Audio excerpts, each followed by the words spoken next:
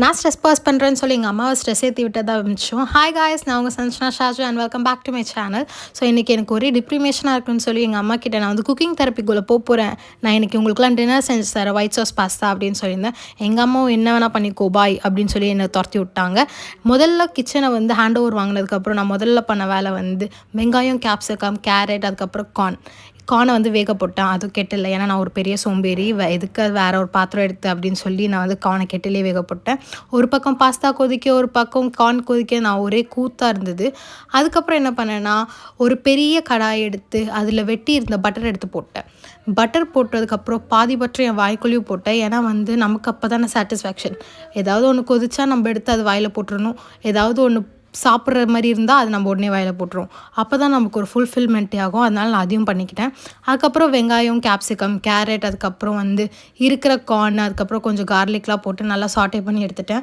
அப்போ தான் வந்து நல்ல ஒரு ஃப்ளேவர் கிடைக்கும் அப்படின்னு நிறைய யூடியூப் சேனலில் சொல்லியிருந்தாங்க. இது என் ரெசிபி இல்லைங்க. அதுக்கப்புறம் நம்ம என்ன பண்ணுவோம், நடுவில் ஒரு பெரிய குழியை தோண்டிட்டு கொஞ்சம் மைதா போட்டு அது நல்லா வதக்கி ஃப்ரைங் பண்ணிட்டோம்னா மைதாவோட ரா ஸ்மெல் போகும். அதுக்கப்புறம் ஒரு கிளாஸில் பாதி டம்ளர் பால், பாதி டம்ளர் தண்ணி, அதுதான் வந்து மெஷர்மெண்ட். அதையும் எடுத்துகிட்டு அந்த வெஜிடபிள்ஸ்குள்ளே கொட்டிட்டிங்கன்னா பால் கொதிக்க சாஸ் ரெடி. அதுக்குள்ளே கொஞ்சம் உப்பு, அதுக்கப்புறம் கொஞ்சம் pepper, oregano and chilli flakes போட்டோன்னா நம்மளோட ஒயிட் சாஸ் ரெடி. இந்த சாஸ்க்குள்ளே கொஞ்சம் சீஸும் அதுக்கப்புறம் கொஞ்சம் பாஸ்தாவும் கொட்டிட்டிங்கன்னா நம்ம ஒயிட் சாஸ் பாஸ்தா ரெடி. எவ்வளோ சிம்பிள் ரெசிபி பார்த்தீங்களா? நீங்கள் மற்ற சேனலாக பார்த்தா தான் உங்களுக்கு வந்து ரொம்ப காம்ப்ளிகேட்டடாக இருக்கும். என் சேனல் எவ்வளோ ஈஸியாக இருக்குது. சும்மா சொன்னால் ஒரு நல்ல யூடியூப் சேனலாக பார்த்து பண்ணிக்கோங்க. ஏன்னா வந்து நல்ல பாஸ்தா சாப்பிட்ணுன்னா ஒரு நல்ல யூடியூப் சேனல் பாருங்கள். என் சேனலில் இருக்கிற பாஸ்தா வந்து கொஞ்சம் நல்லா இல்லை.